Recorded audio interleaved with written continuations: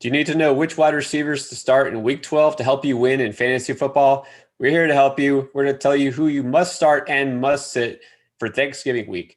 Don't forget to hit that subscribe button before you leave. We're here each and every week to help you win. Let's get to it, Chris. Who's a receiver that you like absolutely, without a doubt, in week 12? Yeah, I'm starting with a wide receiver who I didn't like for quite a bit of the season, but I'm starting to like now, and that's DJ Moore in Carolina. Monster week last week with PJ Walker under center. He was Walker's number one target, had 11 targets in the game. I don't think Bridgewater is going to play just because of how cautious Carolina has been with injuries. But even if Bridgewater plays, I still like DJ Moore a lot. You got to like him in this matchup.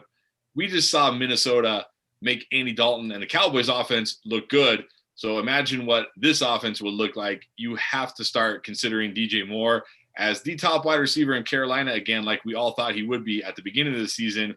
He's now the number one, and he's a must start every single week.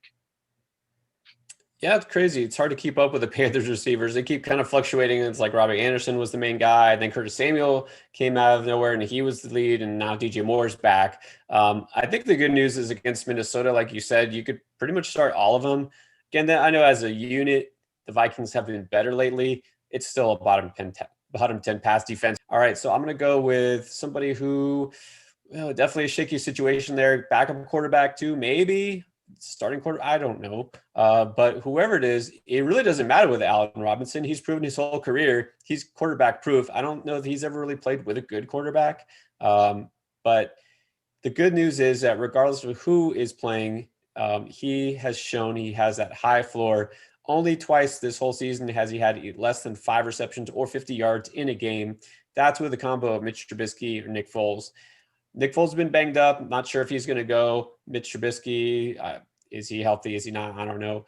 Really don't care. I'm not going to bench Allen Robinson based on that because whoever is at quarterback, he will get targeted. He will give me at least a few catches.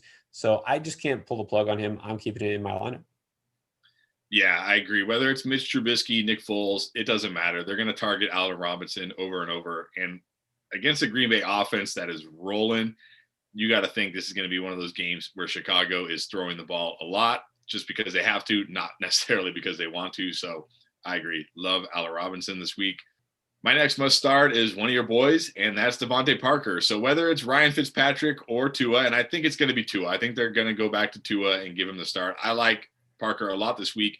We've seen him in games without Preston Williams. He averages over 15 PPR points per game when Williams is out. So he's the number one target there, especially with Williams out. I know with Fitzpatrick, he has a little bit higher ceiling because Fitzpatrick's more of a gunner, whereas Tua, is more of an intermediate kind of accurate guy. But regardless, whether it's Tua or Fitzpatrick or a combination of both, like we saw last week, I really loved DeVante Parker this week. And, oh, by the way, it's the New York Jets. So you don't have to worry about anybody on that defense stopping DeVante Parker. You can start him with confidence. Yeah, so a couple of things, and I could go on about two. I'll keep this as short as possible. But so first of all, Brian Flores already immediately after the game gave to his vote of confidence. And, I think he said, I don't know if it was official or not, that he's still going to be the starter. So don't worry about that. Or I know you think, well, that's not good, right? Fitzpatrick might be better, a better option. Everyone's throwing dirt on Tua already after one not so good start. He still completed over 50% of his passes. He didn't even get intercepted in that game. It's not like he had, a pick six and, 3 interceptions.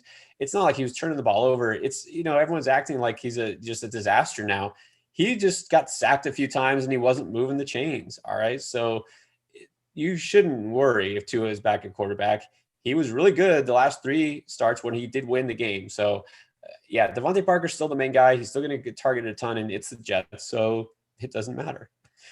Okay, so going on to my next must-start wide receiver, I'm going to go with the rookie, Michael Pittman. He is the clear lead receiver in Indy and gets a rematch with the Titans. The last time these teams met, which was not that long ago, just 2 weeks, he had his first 100-yard game, 101 to be exact.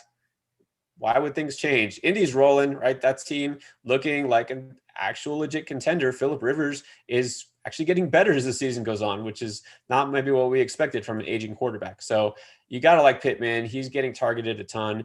We thought this team was just going to be a bunch of committees at running back, tight end, and wide receiver, but Pittman's kind of separating from the pack. So I feel really good about his chances against Tennessee in this rematch. Yeah, we talk about rookie wide receivers in the offseason, how they tend to come on in the second half, and we're seeing that with quite a few rookie wide receivers right now really starting to get rolling, and Pittman is definitely one of them. And in this matchup, you got to love him this week. And for my final must start, I'm going with another rookie wide receiver, and that's Jerry Jeudy. Now, I know the results haven't been there recently, but you got to trust the process. Over the last 4 games, 10 targets, 14 targets, 8 targets, and 8 targets. And he leads the NFL in air yards over that stretch by a significant amount. It just hasn't happened yet, but it's going to happen. And I think this is the week because going against New Orleans. Now, I know what you think. Oh, New Orleans, tough defense. Well, they're tough against the run, but not against the pass. Calvin Ridley had a really good game last week. Julio Jones wasn't even healthy in that game, and they still couldn't stop Calvin Ridley. So I think Jerry Jeudy against this defense, like they're not going to be able to run the ball. We talked about that with Melvin Gordon. They're going to have to throw. They're probably going to be behind. Jerry Jeudy, this is the week that he has another monster game. Yeah, and you know what? It's exactly right. You can't just, be in a bubble and say, New Orleans, good. Don't start against them. It's not how it works. In fact, the fact that New Orleans is clearly a better team works to the advantage of the receivers, because even if all those passing yards and points come in the fourth quarter, garbage time, I think Drew Lock has shown he can be really productive in garbage time. So you've got to like Jeudy, and I got to also mention my guy, Tim Patrick, who I feel like is just always underrated. He might be a solid start too. And speaking of rookie wide receivers, well, how about another one? Let's end with Jalen Raegor. Now, you talk about also bad pass defenses. Well, Seattle, are we just going to, close our eyes and say, yeah, start every receiver against Seattle? Yes, we are. That is how bad their pass defense is. I know they were slightly less bad last week. I don't care. Okay, you are still going to start receivers who are especially top receivers against them. Jalen Raegor in Philadelphia is the top receiver. Forget Travis Fulgham. He's barely catching balls at all.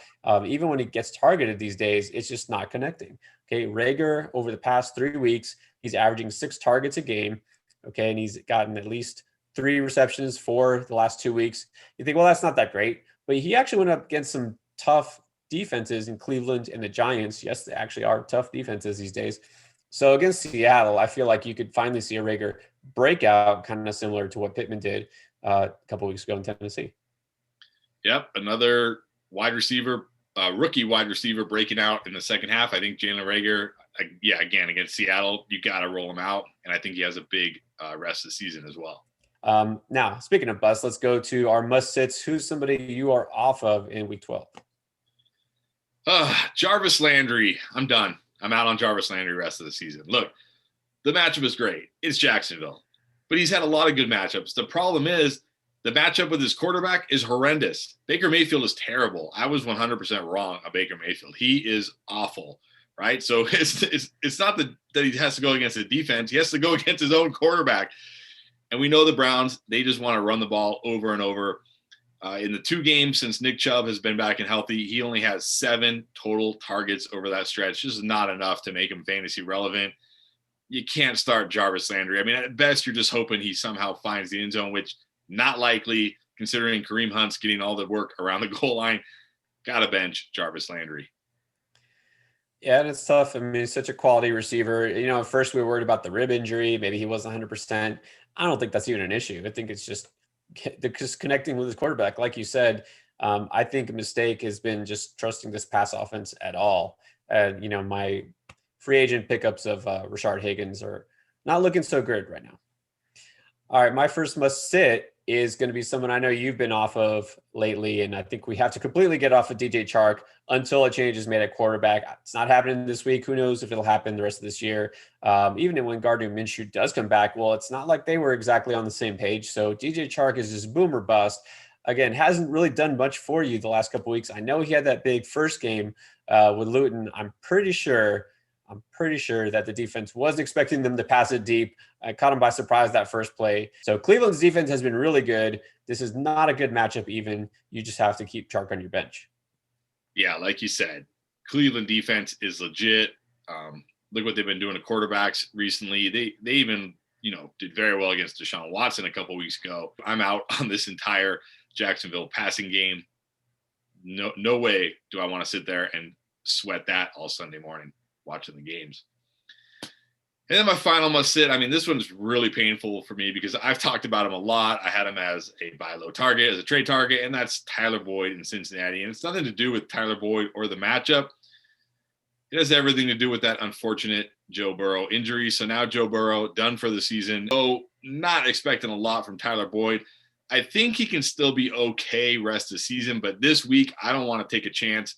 I'd rather just put him on my bench, see how it plays out, and go from there. Yeah, I agree. I mean, like you said, it's tough, especially if you're one of those teams. You've been riding Tyler Boyd as your wide receiver too, pretty much all year long, looking really solid. And then now you don't even know if you can play him the rest of the way right before the playoffs. It's tough, but it's the right thing to do. And so if you're sitting Tyler Boyd, you really have to sit T. Higgins. I know, again, we had just talked about right before last week, again, telling people he is an every week must start. And now that's just all out the window. And, oh, by the way, the Giants have been a pretty good defense, and Higgins will get a little bit more of James Bradbury. Tyler Boyd actually has a better matchup in terms of the cornerback here, but yeah, Higgins, so much promise, and it looks like his fantasy season at the very least is just pretty much come to an end. Yeah, and nothing with his own doing. The other downside for Higgins here, so Higgins I definitely think must bench this week. I agree with you, because the other thing, Boyd at least catches the passes over the middle, the shorter passes. Higgins plays on the outside and runs those intermediate to deep routes. Those are the harder completions. Really, really worried about Higgins, and it's too bad because he was having a great breakout rookie year. So probably got to wait till next year for Higgins at this point. Still some promise in Cincinnati's future, but it's a little more distant in the future now. And if you're wondering, by the way, don't start AJ Green either. All right, guys. Well, hopefully that helped with some start-sit advice for Week 12. Enjoy the games on Thursday. You got 3 games on Turkey Day and a full slate on Sunday. No buys this week, so there's good news. Plenty of options at wide receiver. If we didn't talk about your receiver you're wondering about, hit us up with a comment, or better yet, join us Sunday morning, 2 hours before kickoff every week. Endgame Live. We answer all your start-sit questions. Thanks to those who are loyal viewers. Tell your friends, tell your family, tell your pets, tell everybody. Hit the subscribe button. Thanks for watching.